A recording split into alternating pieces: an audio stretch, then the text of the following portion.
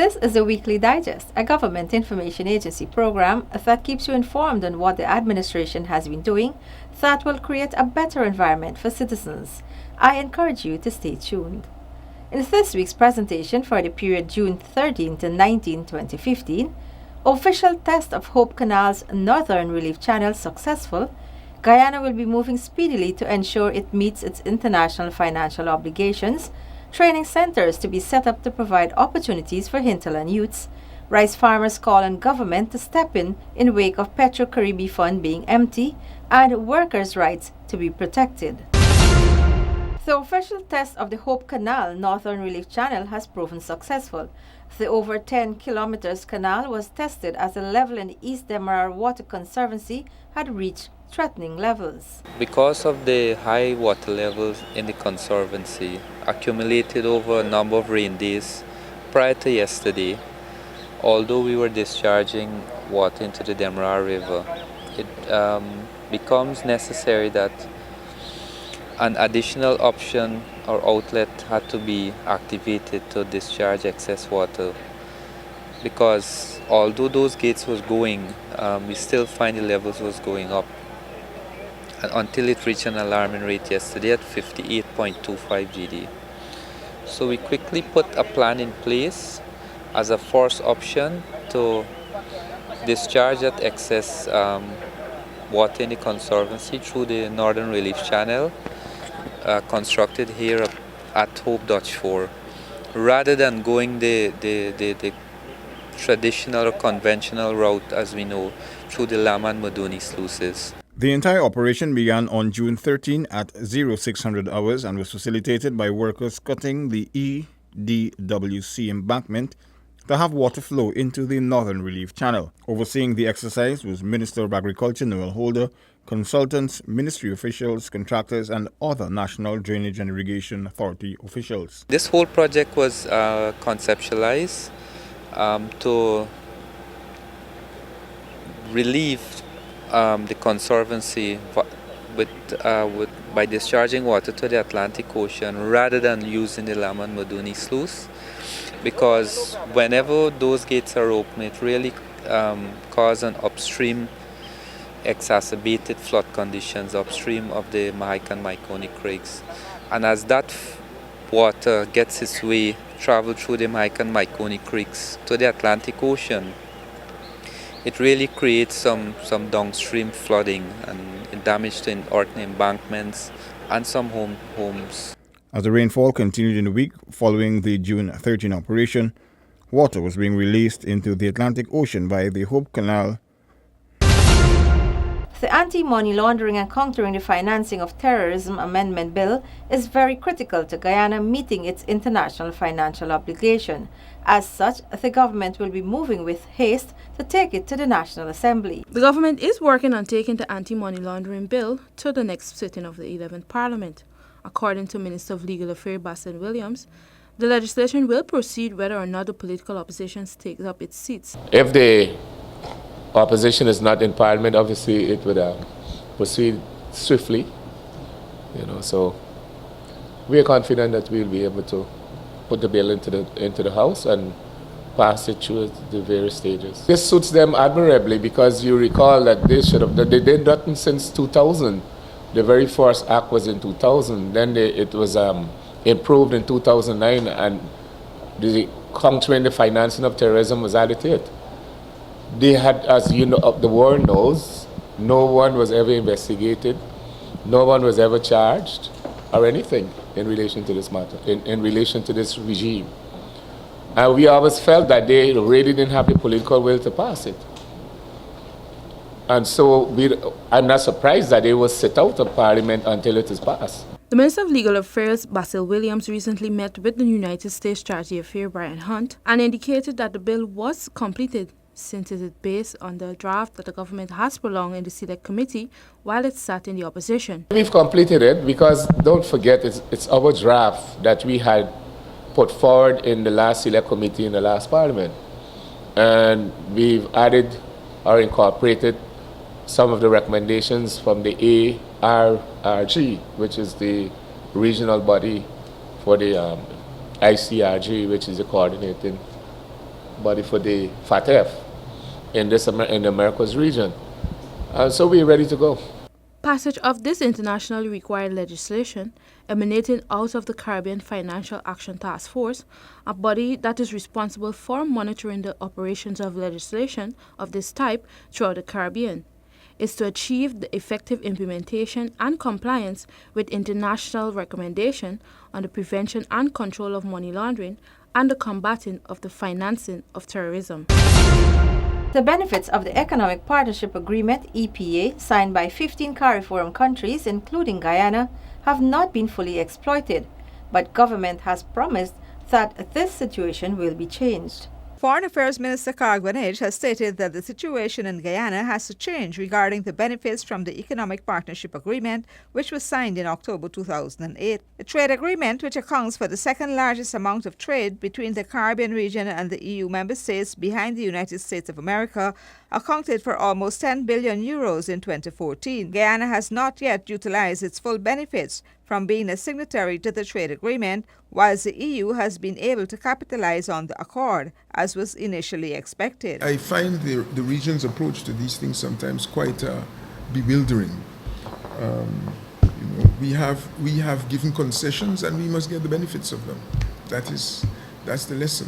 He added that in the case of the EPA, the region is in danger of losing out in the benefits of the agreement. This includes the concessions for which Guyana has not sought to take advantage of. Guyana, of course, is required to do it, as well as the other CARICOM regions and the Dominican Republic.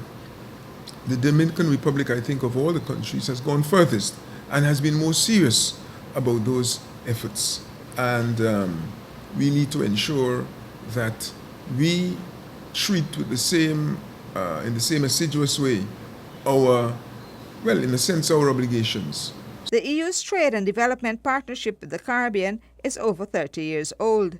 The agreement, which comes with substantial EU aid for trade, is aimed to make it easier for people and businesses from the two regions to invest in and trade with each other, and thus help Caribbean countries grow their economies and create jobs. The Petro-Caribe Fund, that was set up as part of Guyana's arrangement with Venezuela to supply rice to the neighboring country, was left empty by the previous administration. Rice farmers have since called on the new administration to do something about the issue. Region 2 rice farmers are calling for better systems to be put in place to avoid a repeat of what occurred under the Petro-Caribe Fund under the previous government. Members of the Essequibo Paddy Farmers Association have expressed their dissatisfaction with the fact that the fund is empty. Just before the election, the former president, Mr. Barra Jagdeo, he came to Essequibo to talk to farmer about rice. And I personally asked him about the Petro-Caribe Fund, because in his statement when he was president of state, he said that he got good price with the Petro-Caribe deal for the rice, because he explained to Chavez that these profit or this money will be filtered down direct to the poor farmers. And right now, we can't get any sort of help from out of this deal. And he said to us that the Petro-Caribe money is not rice farmer money. Sue Charan also expressed the hope that government would step in and help the rice farmers. He asked for a special revolving fund to be set aside, which was what the Petro-Caribe Fund should have been, so the farmers could be paid on time. You got to get money to live, and plus you got to get money for putting the crop, right? So it's a situation that our back is against the wall. And we were calling upon the previous government for help us in our own capacity with our own money, right? And they were not doing nothing. So we expect that this government gonna hear our cry. On June 11, Minister of State Joseph Harmon had announced that the fund was empty and that US $15 million was needed to pay rice farmers. The fund should have contained sums amounting to hundreds of millions of US dollars. Education reform is at the top of the agenda of the new government, and in this light the need has been highlighted for training centers and technical and agricultural institutes in the hinterland to ensure a level playing field. The need for these institutions was highlighted by Minister of Indigenous Peoples Affairs, Sidney Allicock. We're looking at academic, economic, and social upliftment.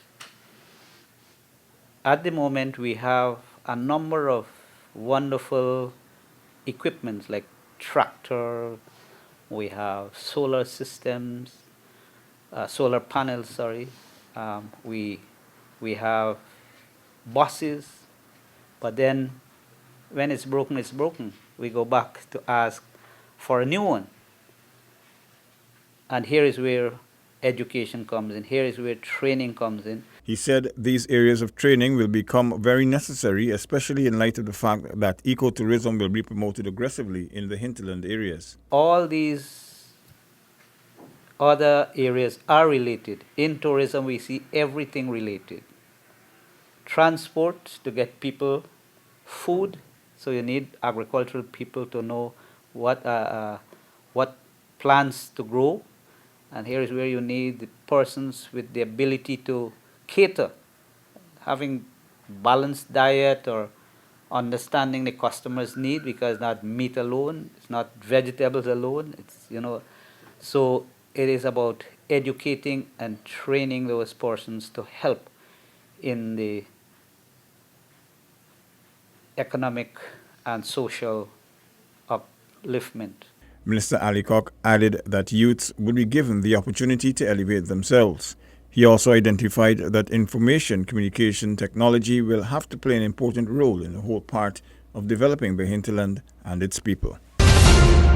Minister within the Ministry of Public Health, Dr. Karen Cummings, visited the maternity ward of the Georgetown Public Hospital Corporation, where she got first-hand experience of the department's operations and what is required to make it more efficient. Dr. Cummings spoke to the head of the department, Dr. Lucio Pedro, and Dr. Lindsay Evans, a consultant, who both explained to the minister what was happening in the maternity ward. I must say, honestly, I'm impressed.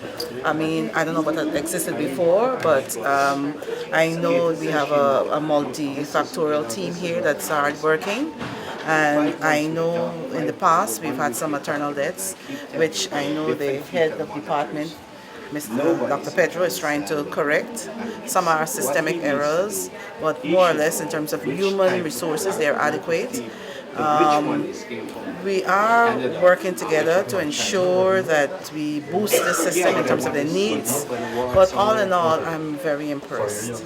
In the past also, there was the issue of overcrowding in the wards with more than one patient to a bed, but Minister Cummings pointed to the fact that the work is currently ongoing on an extension to the ward. She also commended the doctors in the maternity ward, whom she noted were doing commendable work. They're planning some extension here, but as you see, we've just been into the birthing room, where it's just one mother per cubicle. So it has improved from your time to now. So I want to subscribe all praise and thanks to the doctors here, and I think what they're doing is commendable. They're working with standard treatment guidelines, and they have different years residents, first year, second year, third year, fourth year, and have the consultants, they have GMO. So they have a good team that's working together in case of emergencies. Okay. There is now a theatre in the maternity ward which will be expanded to allow an intensive care unit to adjoin it. This, the minister pointed out, would help prevent patients who give birth by caesarean procedure from having to go to the main theatre located in a different part of the GPHC. She concluded that the fact that efforts are being made to improve the system is a good sign. Others who were present during the minister's visit included officials of the hospital, ward sisters, and the chief executive officer of the GPHC, Michael Khan. You're with the Weekly Digest, a program produced by the Government Information Agency that brings to the fore policies and programs that are aimed at enhancing the lives of Guyanese. Enmore Martyrs Day occurs on June 16, when Guyanese across the country annually pay homage to the 5 men who were killed in 1948 during a protest at the Enmore sugar estate on the east coast of Demerara. Minister of Social Protection Valda Lawrence joined the annual wreath-laying ceremony for the 5 Enmore martyrs at Lirapantir Cemetery, Georgetown. She observed that the 5 Guyanese whose lives were snuffed out in the battle for better working conditions were heroes. And even though their struggle was within the environs of the sugar industry decades ago, the implications, hardship, and successes rippled throughout the workforce and are even present today. We heard several persons eulogizing their lives, contributions, and memory at this morning's wreath-laying ceremony. And while this is fitting, I think it is important, even as we honor these men, that we ensure that workers are recognized and prioritized for the important contributors they are. Meanwhile, at Enmore, Prime Minister Moses Nagamutu also paid homage to the 5 martyrs. He noted that the struggle which cost the lives of the martyrs was one that began since the 1763 slave rebellion, which birthed the struggle for better working conditions and basic human rights. Many had come before the Enmore martyrs. Many had died before. But because the Enmore martyrs stood up for a right that meant so much to all workers, it is because of that they are remembered and honored by our people. In April 1948, cane cutters in British Guyana went on strike, calling for the replacement of the cut and load with a cut and drop system by which the cane cutters should cut the cane. They also demanded higher wages and improved living conditions on the sugar estates. Early on the morning of June 16, a crowd of about 400 workers gathered outside the factory at Enmore for a protest and picketing exercise. By 10 hours, the crowd had grown to between 500 and 600 persons. Several persons managed to enter the compound at the rear of the factory. The policemen tried to push back the crowd, but after this effort failed, they opened fire. 5 workers were killed and 14 others were injured. Lalabaji Kisun 30 was shot in the back. 19-year-old Puran was shot in the leg and pelvis. Rambaran died from bullet wounds in his leg. Duki died in hospital later that day, and Harry died the following day from severe spinal injuries. These men through the years became known as the Enmore martyrs. In order to ensure that workers are comfortable and that their rights are respected and welfare looked after, government ministers and union officials have sat down to iron out impediments. A comfortable workforce whose rights are respected would ensure more productivity, and it is in this light that a meeting was held with the unions. If you're holding a position, and I'm sorry, I make no excuse for that, if you're holding a position, you must either have the qualifications or the experience to function in that position. Because it is a two-way street. We need to give service, and we need to have the unions also working with us in providing the other half of the service to the workers out there. And so we have to meet. But if the end of our stick is short, we definitely can't meet the requirements that are set for us. Minister Lawrence pointed out that whilst a budget has not yet been passed, this does not prevent the ministry from looking at a plan for the future. I come from a background of figures, and so I always like to look at the trail. Evidence is what speaks for me. But nonetheless, I believe that the fact that you are here and you have survived the last couple of years is because you have to be dedicated, you have to be passionate about what you're doing, and you have to have some belief that you can make a difference no matter how long it takes. She added that they would continue to build blocks and formulate a plan to provide service which would give workers confidence. During Cabinet's statutory meeting at the Ministry of the Presidency on June 16, several issues of national concern were discussed. The media was subsequently briefed on Cabinet's deliberations. At its June 16 statutory meeting, Cabinet gave its approval for the setting up of a commission of inquiry into the operations of Gaisuku and approved the immediate release of $3.8 billion in funds. As part of an overall application which that company has made through the Minister of Agriculture for a total sum of $16.8 billion for the rest of the year. It is expected that from the production returns of Gaisuku, that we expect at least 60% or thereabouts of that sum to be repaid to the government coffers. Cabinet also insisted that the Ministry of Agriculture, the Minister of Agriculture in particular, lead a drive to ensure that we find better markets for our sugar and that the reliance on the European Union market must be diversified. The Cabinet Secretary also stated that the specialty hospital's construction will be put on hold. $4 million was already handed over to the Syringa Engineering Company for the $18 million project, which was halted by the previous administration after they were accused of fraud. The Cabinet mandated the Minister of Finance to enter into and to continue where the conversations had already started with Exim Bank with a view to having the project, a comprehensive report on the status of the project be prepared by a consultancy group, after which, based on the recommendations of the consultancy group, that the government of Guyana will decide on a way forward. The current thinking of the administration is that once those sums of money are available, that it will prefer that the monies be spent in other areas that has to do with primary health care. Plans for the holding of elections of Tushos and indigenous leaders were also announced after Cabinet was briefed by Vice President and Minister of Indigenous Peoples Affairs, Sidney Alicop. The elections will take place in 187 indigenous communities. These elections will take place over the period 16 to 22nd of July.